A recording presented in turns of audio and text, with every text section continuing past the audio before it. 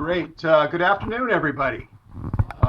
It's a pleasure to be here, albeit virtually. Last time, I think it was the last time I had the pleasure to meet with you all was in 2012, right after we had gotten back from Malpelo. And I don't think I've presented since then, and that was in person. And I remember the trip well because Roger Western kept me up all night long, and I think I was on a 9 o'clock or 10 o'clock slot in the morning. So I was a little spent, you might imagine. So Chris had reached out to George AA7JV, and obviously George is out in American Samoa right now on Magnet, getting ready to make their assault on Jarvis Island here in a couple of weeks. And they've been on the air on a lot of bands, and hoping that you guys have taken the time to work them, because what they're learning while they're in America and Samoa, they're going to apply when they arrive in Jarvis. So a little bit of history here. The concept of the ribs dates back to a trip that a number of folks took to Baker Island in 2018. And it was born out of the concept of what can we do to minimize the impact of activating some of these rarer entities. And George, being the amazing entrepreneur and his inventor that he is, went off and built what we know and we're familiar with as George's ribs. Self-contained, environmentally controlled, a hardened HF at 6-meter radio. The rib itself sort of became a cornerstone of how we can approach de-expeditions moving forward. A smaller footprint, including the ribs, obviously, small rapid deployment antennas. Rather than having resonant antennas, we have non-resonant antennas with tuners. And so we have one antenna per rib instead of one antenna per band. You do the math pretty quickly, and that results in a much smaller footprint. Obviously, the radios are on the island, and the original concept was the operators would be on the boat.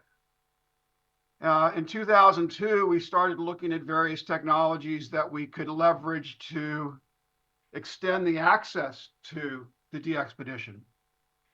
And Starlink was fairly new, fairly young then. We were making a couple of trips a year out to the Bahamas to test things. And we introduced Starlink into the mix and immediately realized that this was going to be a game changer. And it's only gotten better. As more satellites have been deployed, coverage has improved, latency has decreased, and it's become much more suitable for basically supporting remote ham radio operation. So all that said, we've got this, we've got the ribs, and they're talking over Starlink, and that's all well and good. So I think this thought process started back on Magnet. It was before George left for the Pacific. So it would have been late 2022. We went back out to the Bahamas for CQ Worldwide and started kicking around the thought of what if we could make it smaller and lighter and a lower cost? Could we get it small enough so that it could be carried on the plane as overhead baggage? Pretty big challenge. Could we add measures of fault tolerance, with the end goal being able, and I know this is going to be a sensitive subject to a lot of folks, deployed in an unmanned location. So we looked at the requirements we would need to deploy this in an unmanned location, and that's the features that we've put in because it really checks all the boxes for our other major use case, which is augmenting a manned expedition. And it's kind of a nebulous or vague statement at the bottom, but could it be leveraged to expand the reach of de-expeditioning? And there's a lot about this later on in the presentation a lot about what we're going to be talking about. So we gave it a shot. I started working on this after I returned from Ducey about a year ago. And I started collecting piece parts and cobbling things together and see how it would work. And we resulted in something like this. And I tried to get the scale as close as possible. On the left, we got George, AA7JV, and his protege, Mike, KN4EEI. And on the right, got my good friend Hal, W8HC. And Hal is carrying what we're referring to as the next gen rib. A lot shoehorned into that small package. Kicked around looking at using a couple of different radios. We played with the Yaesu FTDX10. Obviously, it's a nice radio, high performance radio, small package. And it checks off the boxes that we kind of identified for what we need the radio to do. And that's be high performance, which is the first P. The second P is packaging. And the third piece is price. So we got to get the price of the radio down because that drives the overall cost of what we're calling the next gen rib. And where we landed was we're using K3s, and actually now a K4. It hasn't yet been announced, but there'll be an announcement coming out here shortly about our upcoming trip to Rotuma and L-Craft's participation and sponsorship in that opportunity. So George is using Flex. The current version of Flex radios are just too big for our package. We can't fit them in.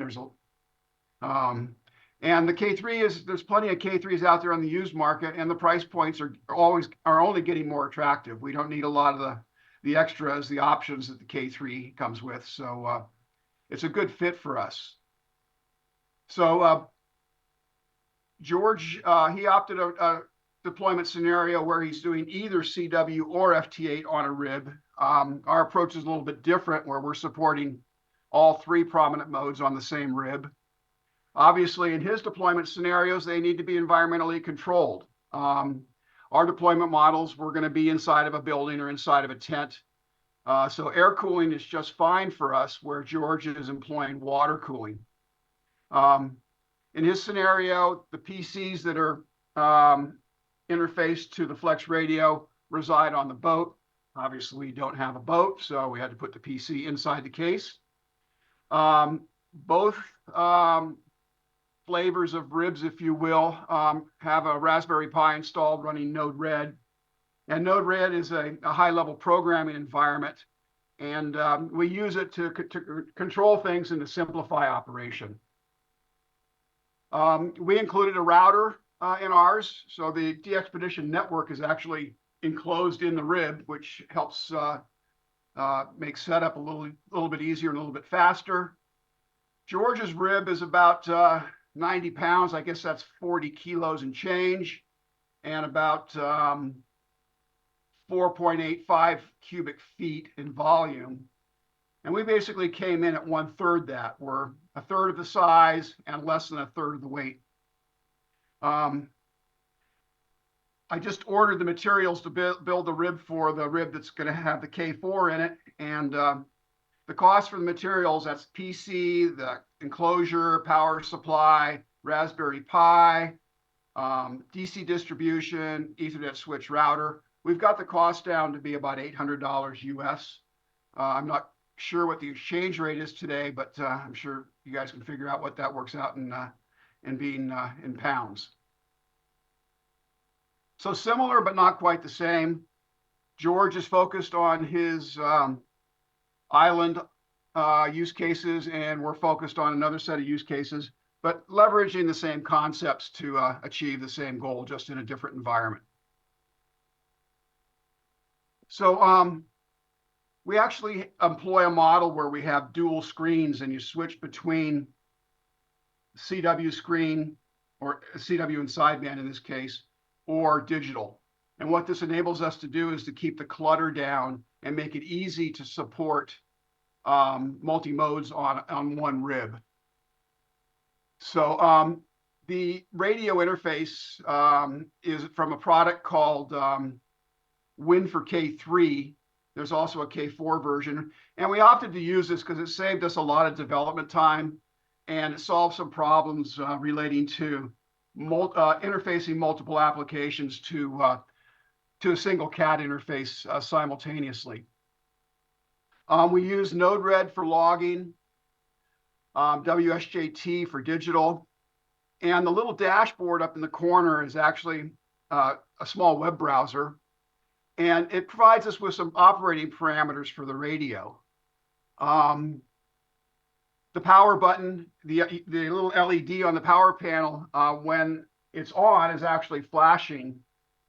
We take the cat traffic and we massage it, and we make it flash that little LED. And the reason we do that is it gives us a heartbeat from the radio that tells us whether or not the radio is functioning properly.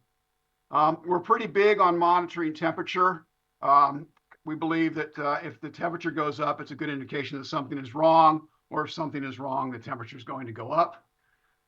It's really easy to use. In fact, it's easier to use than your home station, I think.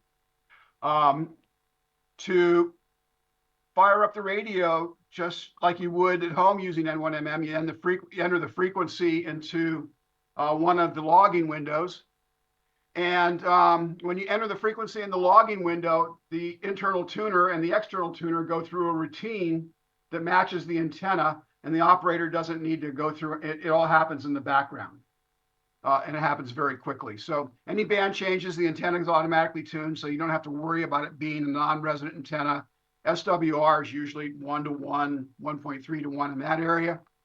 And then when you press that little CW button, it normalizes the VFOs, sets the filters, and puts the radio in split. So normally you'd be mashing the buttons on the user interface. We've reduced it down to a single button push that sets the radio up for either FT8, CW, and we're very close to rolling out sideband. A version 2 of this interface is underway. Actually going to get the first drop of that product today. And excited to see that because we've replaced the Win for K3 interface with a more functional Node-RED dashboard. So saves a little cost, and excited to see how it's going to work. If you're operating digital, you just flop over to the next screen. There's a little, we use AnyDesk for remote access, and there's 2 buttons at top, one for screen 1, one for screen 2. And so you toggle back and forth by clicking on the appropriate screen button. So you're familiar with this, WSJT. We've got the same dashboard. Contacts from WSJT automatically log into N1MM. When we're on the expedition, we interface to club log. We do real-time uploads. So all that happens in the background as well. And we think it's pretty slick. The feedback's been pretty positive. We've implemented what's become very popular now, and that's we use our user community for support. We don't have a user manual. We let folks get in and mess around a bit. That's the best way to learn it. If they break something, it's pretty easy to get things straightened out again. Because if I'm on an expedition, I don't want to have to be supporting radios that could really operate without any support. So talk about that a little bit more later. So that's kind of the rib in a nutshell. It's keeping me busy, to say the least. We built one, and we deployed that in Robinson Crusoe. Got back from Robinson Crusoe, started purchasing and obtaining the materials to build a second one, which will be finished this weekend. And then yesterday I've got a message that, hey, you've got to build a third one, and it's got to be a K4. And I said, okay, no problem. And so ordered the parts for the K4 rib yesterday, and it needs to be done within 2 weeks because it's going to be packaged up, put on a pallet, and sent to Fiji for our operation in Rotuma that's coming up in November. And I'll talk about that a little bit more later. So back to Robinson Crusoe. The leadership of the team asked me to go on the trip, and I didn't really say that here, but I said, why don't I stay home and I give you a rib to take with you? And I really didn't want to go on the trip because if something happened to the rib, it's really easy for me to fix, and I wanted to see how other folks could handle it. So we signed up a team of about 40 operators. About 35 of those ended up actually participating as remote operators. We coordinate the schedule for the rib on Google Sheets, so it's just a spreadsheet. You know, you've got a matrix date and time, and you put your call sign in, and just like anywhere else, you own that time slot, and you need to be in the chair, and if somebody's not in the chair, you need to find somebody to take your place. I don't know if many of you are familiar with Slack. It's an online sort of chat room, workforce collaboration tool. One of the things that we leverage as far as augmenting DXpeditions is it's very quick to set up the rib. So we can get it hooked up and get a station on the air, 30 to 45 minutes. And what this enables the expedition to do is get on the air. The remote operators are making contacts, and the DXpedition, the on-island team, can focus on getting their infrastructure set up. So it took about 30 minutes to get our antenna set up. I've got a little dashboard here. They hooked up the rib. I saw when it came online, and we started making cues. And I think we made about 2,000 cues in the first day, which gave them a nice head start to getting towards the goal. It started out at a hotel location where the team was staying. And then we moved it up to the park site, which was on top of a mountain. And I'll show you a graphic of that later. We made about 15,000 contacts. The vast majority of them were on FT8 because we had a rather marginal antenna. And looking at the signal reports we were getting on FT8, we didn't think we could really do as good a job on CW. We did have a problem. You know, these rig runner fuse blocks is what we use for our power distribution, and I've never had one fail. Well, sure enough, I didn't notice it when I built it, but one of the little clips that holds the fuse in place was deformed, wasn't making good contact, and got warm. Resistance went up, heat went up, and eventually the voltage dropped to where the radio wouldn't function anymore. We had a spare opening in the fuse blocks. We just moved everything over, and we were back on the air. And one thing that really surprised me, and I didn't expect this, is the guys who were the remote operators really had an enjoyable time. The conversation in the Slack channel was going 24 hours a day. We had a mix of seasoned DXpeditioners and folks that are DXers, but never would have the opportunity to experience the thrill of operating a pilot, albeit virtually. And a couple of we had a post-mortem right after the expedition ended, and a couple of the guys said, you know, this is the highlight of my ham radio experience. I never thought that I would get the opportunity to be on the other end of a pilot. So I found that really rewarding and totally unexpected. So this is a view of Juan Fernandez. You can see where the hotel is. And if I was to rotate this image and make it a view from the sky, you would see that the point to the left blocks about half of North America and all of Europe from that location. After a couple of days, when they got the site established up on the mountain, they unplugged the rib, moved it up to the top of the mountain, which was a pretty treacherous trip, plugged it in, hooked it up to Starlink, and we were back on the air. So, you know, that all went quite smoothly. And, you know, really, I think we hit the mark on this one. We had the 15,000 cues ended up being about 18% of the total. There were 4 other stations, so our contribution was consistent with what they were doing on island. And with a bunch of guys that didn't have to buy plane tickets and got to experience being on the expedition and didn't have to sit in the rain or the wind and put up tentas in the middle of the night. So that was pretty cool.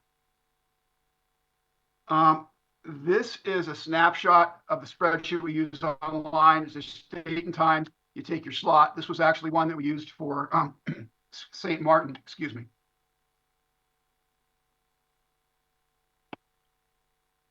And just throw that up there to kill a little space. You can jump on, sign up for a time slot when you want. For Juan Fernandez, we ended up filling every time slot, except for the time that we were down for moving the rib or had to make repairs to that buggered up fuse block. Chat room runs on a browser. It kind of looks like this. This is pretty mundane here. But the dialogue in the chat room goes on all day. And a friend of mine who I've been on a lot of trips with, Glenn Johnson, W6IZT, he said it was, sitting in the chat room and talking to everybody was just like sitting around a table at a DXpedition. It was the same conversations about propagation, who's up next, what's working, what's not. So that was pretty cool in itself.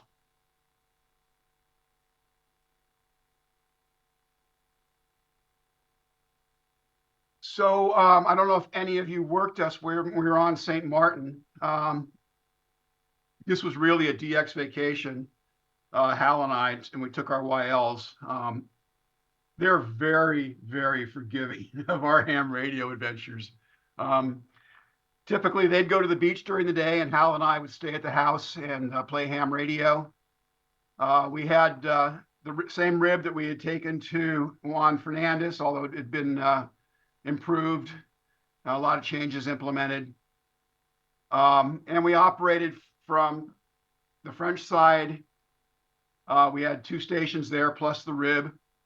And then we were there for 2 days and we moved the rib over to the Dutch side. And many of you have probably worked Marco FS4WBS. Marco owns a restaurant in St. Martin, and Matteo is his chef. And Matteo was gracious enough to let us use his home. We ended up operating the rib 3 days in St. Martin on the French side, 4 days on the Dutch side. I did a 5-minute recorded Zoom call for the training. I provided absolutely no support while I was there. And the rib operated without issues for the entire period of time, including through daily rotating power outages on the Dutch side of the island. It would seem that their power demand has significantly exceeded their power generation capability, and they have rolling blackouts. The infrastructure isn't sophisticated enough to isolate the blackouts to residential or commercial. So if you have a restaurant in an area that doesn't have power, your power's going off. That included casinos, restaurants, whatever. It was indiscriminate, absolutely. And every day around 2 in the afternoon and twice on Saturday, the power would go off and see the rib go down, be a little comment in the chat room. And then when the power came back up, the rib would boot up and came right back on the air without problems, and endured this, every day for 4 days while it was on the Dutch side. So we're really, really pleased with that.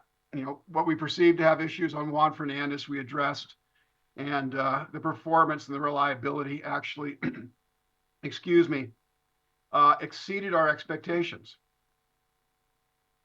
So again, huge thanks to Marco. If you're on FT8, Marco's on most mornings before he goes to work.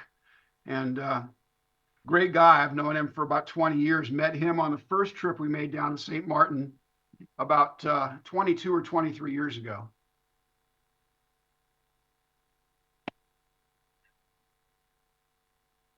So this is the picture of the rib and its 2 locations. The picture on the left is the house that we rented, and the picture on the right is Matteo's house. It's about as small as you can get. We couldn't fit much more in there. The standard rack shelves that are available on the market were a little bit short for what we needed, so we fabricated our own shelving because we needed every square inch of space that we could get to fit all of the components into the enclosure. The antennas that we use, these are the same antennas that George started to use. I introduced these to him, probably in 2020 or 2021. It's called a V8 Bravo. It's an antenna that is designed by Tom Schiller N6BT. And it's very rapid deployment. It takes about 10 minutes to put one of these up. You drive a stake in the ground, you attach the base post and kind of throw it together, and it works real well. It works better when it's sitting on the beach next to salt water, but it worked just fine in this location. And you can see we had a great takeoff angle. You can see the point off in the distance, and Europe is just to the left of that point. So it's a low takeoff angle over salt water, and we seemed to get out pretty well. We didn't have any trouble working the world from there with just 100 watts. Mateo's location was a little bit more challenging. We had to make the V8 into a V4. So we basically telescoped all the tubes down to half the size. Found some stuff around his house to lash it to that pole. That's a bicycle lock that's holding it in place. And we took up all the space we could. That's me on the left, Marco in the middle, and Hal WHC on the right. And considering it was a compromised location, a compromised antenna, it worked pretty well. So here's a map of the two locations. If you're familiar with St. Martin, you'll recognize that our location on the Dutch side was right next to the airport. And our location on the French side, you just can't get a better spot than what we had. We've rented this house now, or a house in this particular area, for a number of years. It's comforting that the owners and the wait staff of the house know that we're coming, and they know we're bringing all kinds of stuff that nobody else brings, and we leave things as we found them. So we've made a nice welcome for ourselves.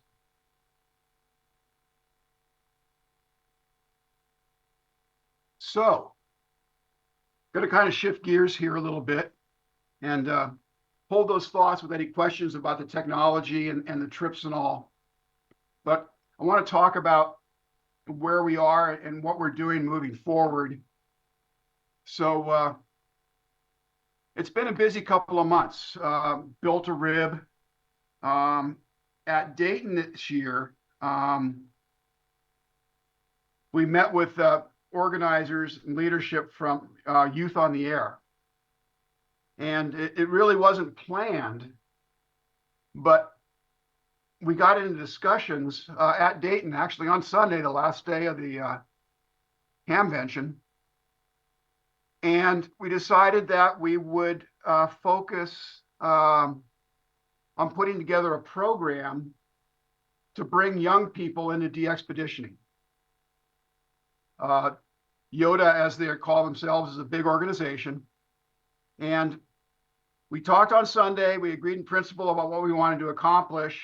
And Yoda's got a group of young people, and they've got people that do graphics and outbound marketing. And so Sunday, we worked on the relationship, the partnership on Monday, and announced it on Tuesday. So we moved pretty quickly. So what's next? And the next few months are even busier than the last few months. Really exciting times. About 8 months ago, Hal and I decided we wanted to go on a trip together. And it was going to be a small expedition, 6 or 8 people. And we had singled out or targeted Tokelau, ZK3. Well, everything was going along as planned. We had the paperwork, we had the license. Our visit was Tokelau actually has 3 municipalities or tribes, if you will. And each of the municipalities had to approve our visit. That had fallen into place. We're starting to, get our list of things we need to purchase together. And I get an email one of the two boats, they've got two boats that service as Tokelau from Western Samoa. And the boat that ferries passengers broke down. Well, they chartered a boat from out of Samoa, but it was smaller. So they basically said no tourists, which kind of left us in a bit of a lurch. Rather disappointing. But the good news is, as we'd already looked at Rotuma, and we knew that we could get permission to go there.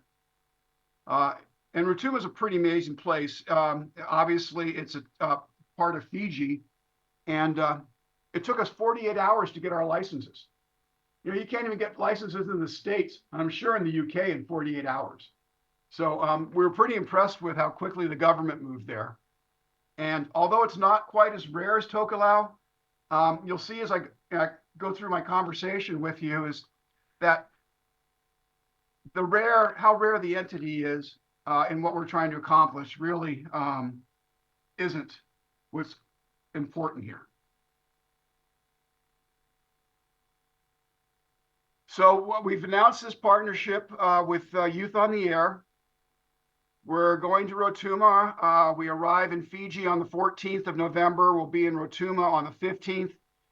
Depart Rotuma on the 4th of December and fly home on the 5th. My YL figured out that I might get home for my birthday.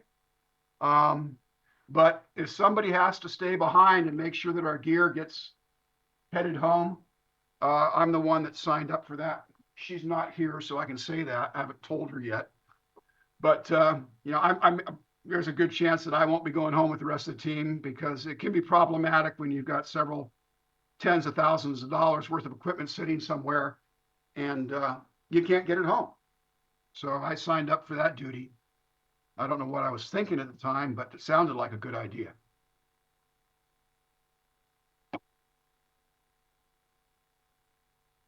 So I spoke a bit about the partnership with Youth on the Air.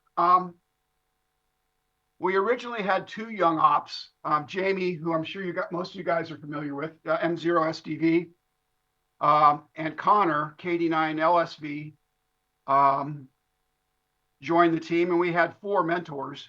Mike, W0VTT, has had to drop out. Our initial fundraising effort was to reach out to the Northern California DX Foundation, and we submitted a grant request, which was granted.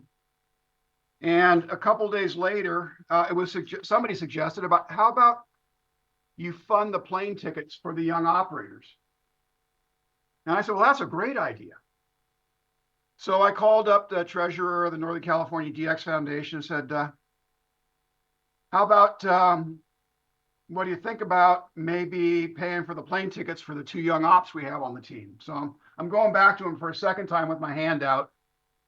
And they said, sure. A couple days later, Mike, W0VTT, dropped out, and we signed up Lucas, LY7J, to join us. So we've got a really nice multinational team of young folks. And so I had to go back to Northern California DX Foundation for a third time, empty-handed, and asked them to cover Lucas's plane ticket, which they did without hesitation, which is really helpful. You know, they are very supportive of what we're doing. You know, while it's a DXpedition, it's really the first step in a project that we'll go into some detail about. In Fiji, the age of majority, as they call it, or when you're an adult, is 21 years old, which I didn't want to go through the risk and associated liability of bringing somebody who was a minor. So 21 was as young as we can go. And two of the ops are 22 and one is 23. I think Jamie's 23. And we're real pleased because they're all very good operators. And when we take folks on a trip like this, and it's really hard to do with a small team, is we look for what we call a +1. And a +1 is a complementary skill set or skill sets that an operator can bring that enhances the DXpedition. Nathan is a paramedic, which is a really valuable skill set to have. There is a hospital on Rotuma, but we don't have any idea yet to the extent that they can offer medical services. Lucas is an accomplished photographer. So Lucas is going to be doing a photo documentary of the trip. Starlink's a game changer. My business is real estate, and I actually sold a house sitting in a lawn chair on the beach on Ducie, connected to the Wi-Fi on the ship with my laptop on my lap. So it's kind of bizarre that you can be on a DXpedition and have your phone ring, but that's the way it is today. But you can always turn your phone off if you want to really enjoy the experience. So I'm really happy with the team. I couldn't be more pleased. Our work party is scheduled for the first week of August, and our equipment gets delivered to the shipper on the 13th, I think. So we're kind of in the short throes of things. We're having to ship our equipment earlier than we'd like to. The boat to Rotuma only goes once a month. So if we pack the schedule as tightly as we could and we miss the boat, we'd be in trouble. So the equipment's going to sit in Fiji for a month probably before it actually goes to Rotuma, and it'll be there for 3 or 4 weeks or so before we get there. So we have 6 grade ops. We're going to have 2 local stations, and then the rib that's going to have the K4 is actually going to be shared locally and remote. And then the 2 ribs will be for remote operation. Full complement of antennas, more antennas than I would like, but this is the way it just broke down. Had to ask one of our sponsors for more coax. We've got, let me do my math here. About 1,200 meters of coax. And that'll come into a little bit clearer as I go to the next slide, but good antennas. We're going to do some 6-meter work. We think we're going to have some F2 openings, hopefully. And again, we'll use the rapid deployment capabilities to get the 2 K3 next-gen ribs on the air, hooked up to Starlink and making cues within an hour or 2 of the time from the time we start unpacking our gear. We've got a pretty good location. There's no tourist industry to speak of in Rotuma, so there's no hotels. So I got on the internet, I couldn't find anything. So now I'm thinking, well, I've got to start contacting people and getting recommendations. Well, I jumped onto Facebook and just did a search on B&B in Rotuma, and this location popped up. Well, it's not a bad spot because north is to the top, and we're right on the beach. And all that beach you see in the picture is available to us. And so our antennas will be laid out in a line along the beach, which you do the math and you start doing and you go, wow, I need a lot of coax. So lots of coax. One thing that is really comforting is that our host is an electrician. So one of the things you worry about here is having adequate power. Power's on the island for 16 hours a day.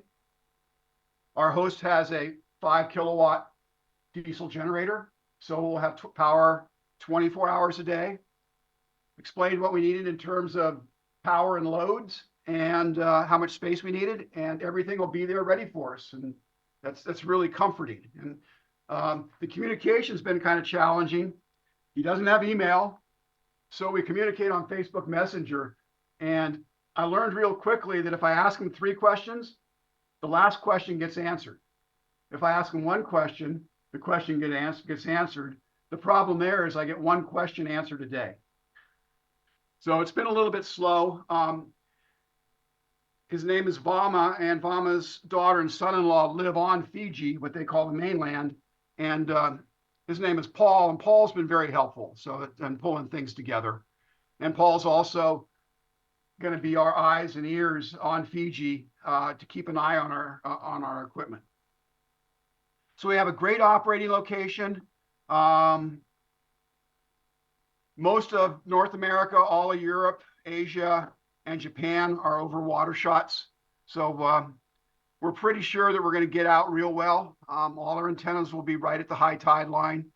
And we have everything configured so it goes up quickly, tears down quickly, easy to maintain. So we're very excited and hope that we put on as good a show as we possibly can from this location. I'm getting a little bit hoarse here. Let me take a sip of my soda.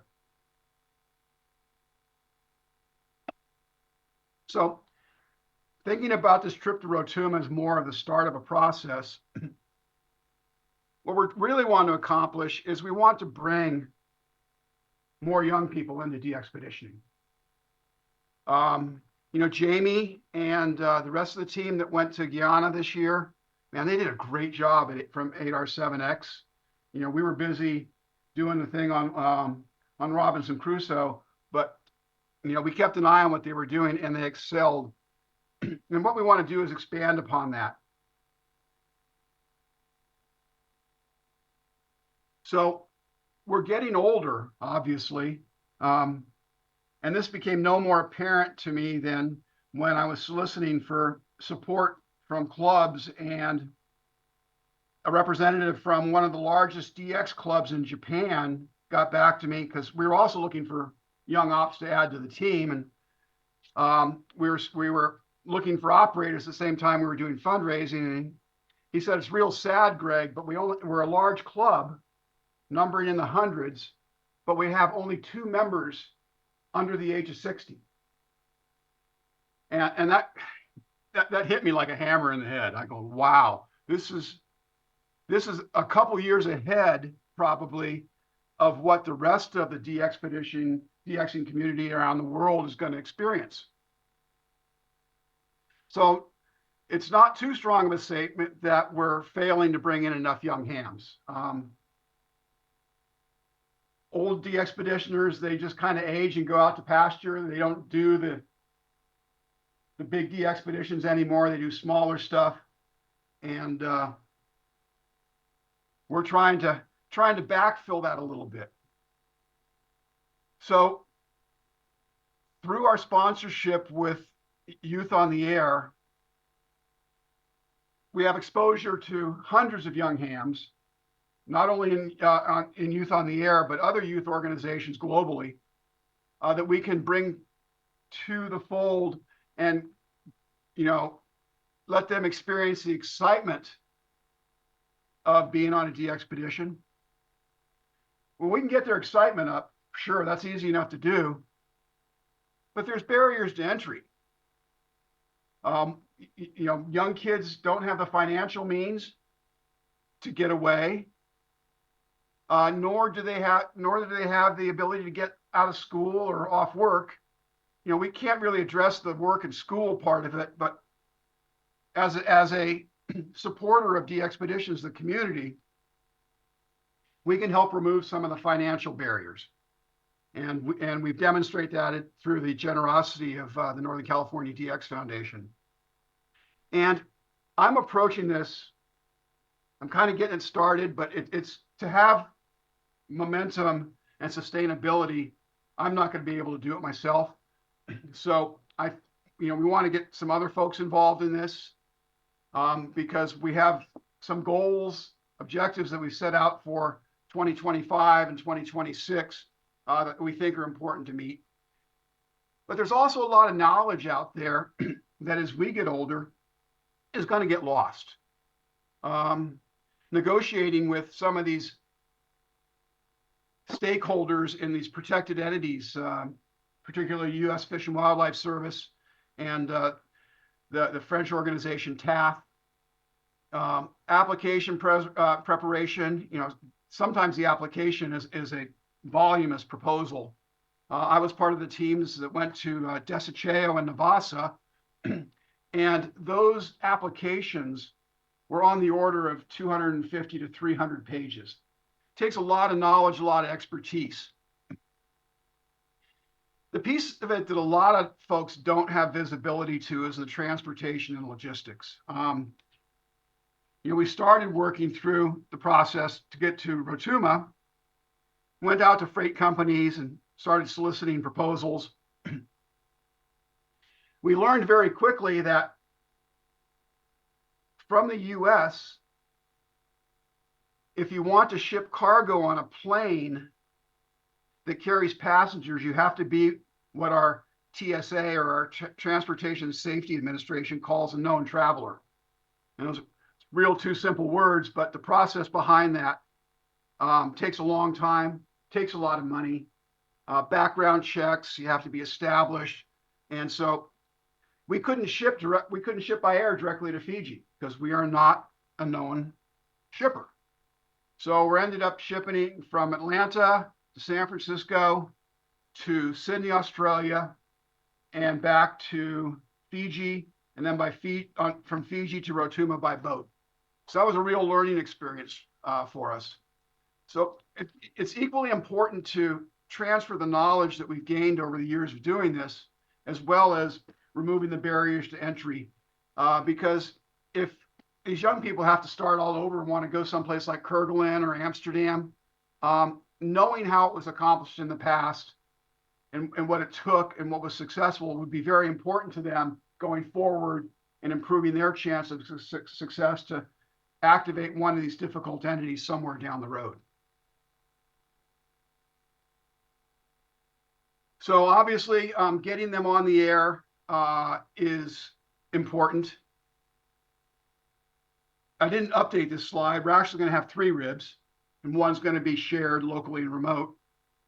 We're going to have 60, 65 operators, a mix of young folks and experienced de-expeditioners and what we call ribbers or ribsters. And I think that mix is important. If we've got 30 young people in a room, their experiences operating with other kids their age, young people their age, people they know. But to get exposed to a group of folks that have been to these rare places that they've only dreamed about, and to get to know them, to get the feel of how, socially an expedition kind of works is really important. And the coordination for all of this, Case, W6IZT, who's is a member of YODA, he was teed up early in the conversation. This guy is an organizational whiz, and he's handling all of the coordination of the operators, which takes everything off of my plate. I don't like doing that. And I did it for Robinson Crusoe for the CB0 operation. And immediately after that, looked at ways to automate that process. I didn't have the resources to do much more than look at it. And when Case stepped up, that was a significant load. And really, it enables the whole adventure because we wouldn't have time to do it as well as he does. So there are opportunities to participate remotely if anybody's interested. We're not soliciting operators now, but about the 15th of October, we're going to fill out our off-island team. So if any of you are interested, put a note on your calendar for around the 10th of October, send me an email, and we'll do what we can to get you on board. With the incorporation of the K4 rib, we can support more remote operators. It sounds like a lot of operators, but we found that 30 operators per rib gives each operator enough time slots to operate, to experience it, but it also gives us an opportunity to easily fill the schedule. And I have not even looked at my clock to see how I'm doing time-wise here. So, oh, we're doing good. Okay. So we talked about this a little bit. We've compiled a list of somewhere between 200 and 300 young operators globally, all under the age of 25, most of whom are active in contesting and or expressed an interest of participating remotely. So we've got what we call a big minor league. We've got a big pool of operators to draw from, and that's really rewarding. But if there's anybody in the CDXC, who is young, and it doesn't have to be under 20. If there's anybody interested who's younger, who wants to get into de-expeditioning, we're looking for those folks, especially somebody who's got some skill sets, who's got that +1 that I referred to earlier. So we can't fix the time problem, but we talked about how to fix the financial barrier. So each of the young folks who are participating on this trip on the on-island team, their plane tickets are fully covered. They don't have to absorb the airfare. And the sum of the plane tickets, to put this into perspective, actually exceeded the size of the grant from NorCal. So they really stepped up. I mean, they doubled the amount of money, more so than, more than doubled than what they had given us in the original grant, because they see the need. This is a concern of theirs, and it's fortunate that their vision aligned with ours.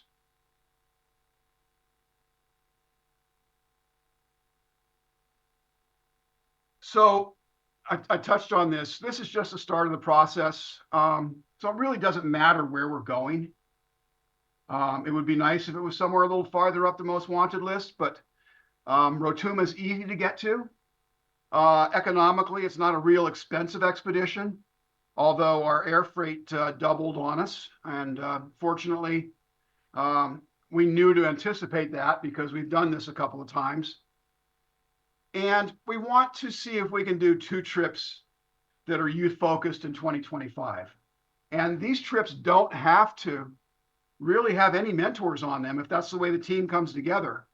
But we've got a group of experienced de-expeditioners who will be there to help them plan and prepare and, provide them with the knowledge if needed to make their trip more enjoyable. And can we do it again in 2026? Hopefully, and double it again and do 4 trips. I like enabling the technology. I like going on de-expeditions. But I'll be 70 this year, and the number of de-expeditions I'm going to be going on is rapidly diminishing. I'm not going to Beauvais again. Probably not going to some place that's cold. I'd get back on the boat with George and go somewhere because he likes places that are warm. He's got a formula that he won't go if the air temperature and the water temperature don't add up to a certain number. He's not going to go there because George is an avid diver. But what's really clear is these young guys have an opportunity to reshape what de-expedition looks like, how they go about it, what the experience for them and what the experience for the DXers is, and I think us older dudes are a little bit resistant to change. I remember we were on the boat to Beauvais, and that was the first exposure I got to FT8. I was like grumbling and saying, this isn't CW and this isn't ham radio. Well, I quickly turned around and realized I was wrong because I did a presentation at Dayton about de-expedition economics, and FT8 is a whole community. There's more operators on FT8 than there are in phone and CW combined. And being here in the Southeast United States, Indonesia used to be a fairly rare place to work. Now I can work a couple of dozen Indonesians every day because all those guys are on FT8. I think the whole country is ham radio operators. So, that's kind of what we're doing. I see some smiles, and I'm trying to inject a little humor here. Hey, Greg, I think we're probably at the point where we should start taking questions. Well, you know what? Perfect, because this is my last slide. Okay. So I would be remiss if I didn't thank your club for your support. I want to thank you for your donation. We are continuing to fundraise, and individual contributions are welcome. donations over a certain threshold, I think it's $25 in advance of the expedition, will get you free OQRS, which helps us and helps you. Our website is rotuma2024.com.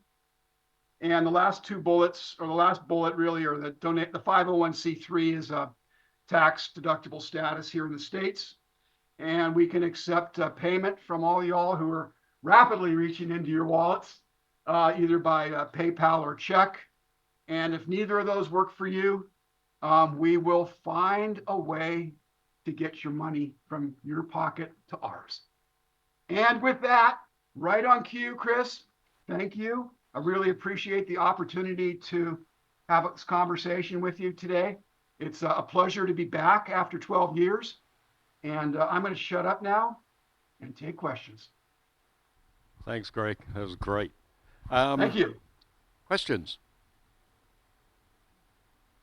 Look, there's no one wants to ask. Okay. Chris, tee a question up for me. You got to. Hi, Greg. This is Mike, G3WPH. You mentioned, or you selected the K4 as the radio for the rig. That's an expensive solution. I wondered why you didn't go for something a little cheaper, like a Yaesu. I think it's the 710 that covers the same bands. So, Eric W6IZT and I have known each other since we were rebellious teenagers. And I gave Eric a call one day and I said, can you provide us with a K4? And he said, are you going to stick it in the rib? I said, I don't think so. And then I reached out to one of the more active guys. He actually is a consultant for Elecraft, Kevin, K6TD. And he said, yeah, I think you better put it in the rib, Greg. And I said, well, okay, Kevin, we'll put it in the rib.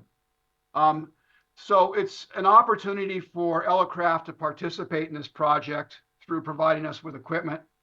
And in turn for us, we're going to have the opportunity to help Elecraft showcase their remote capabilities on the K4.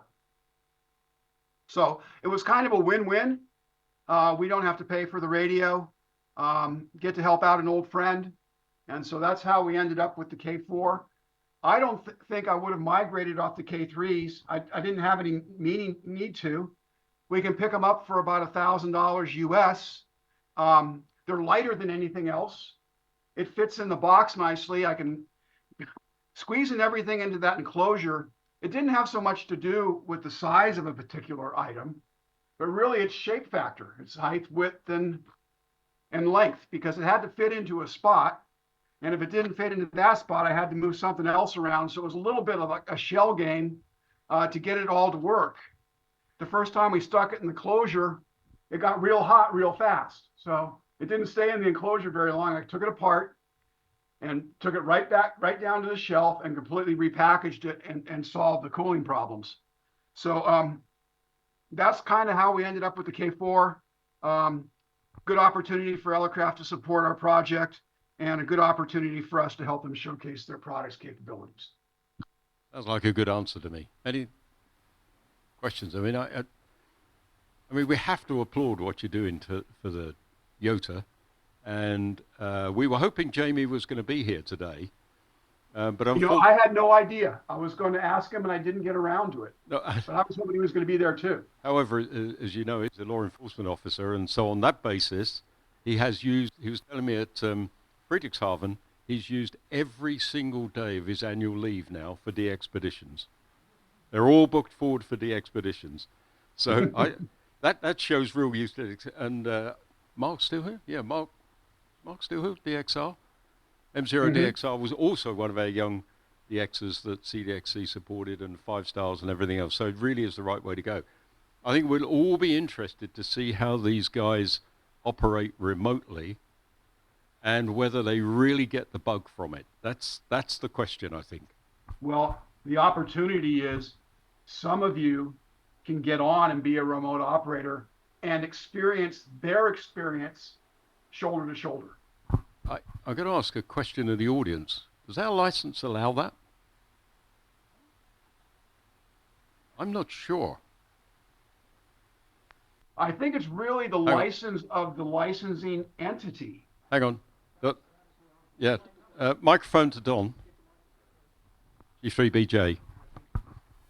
Hello, Don. Hey, Greg, how are you doing? Good. How are you? I'm fine. It's nothing to do with our license. We're licensed. We're operating well, it depends where the station is, but a station in another country, which presumably has a license, and therefore, Yes. as long as there's no issue on having to pre-disclose operators or anything like that, it should be fairly straightforward, I think. Yeah, Is that you know, your obviously the reading, Greg? regulatory bodies, they move at light speed, as we all know. So none of them have caught up with addressing remote operators, exception of Canada. Canada, you have to have a Canadian license to operate remotely. Yeah. I think we'll have a look at that actually and check on that before we actually go on that. But I think the opportunity will be quite interesting to some of us to do that. Mm-hmm. You know, and there's nothing like being part of it, because I think that's going to be a good experience for you to understand how important this is. Yeah. And that's my goal, is to provide, visibility to what we're doing, and what better way to see it than to participate. Yeah. Okay, we're out of time, but I want to say thanks very much, Greg, particularly as it's reasonably early morning for you, getting later all the time. So a round of applause for Greg, please. Thank you very much. I wish I could be there. I hope to get back sometime in the not too distant future. We love to see you over here. Great. Thank you, guys. Thanks very much. Bye. You're welcome. Bye-bye.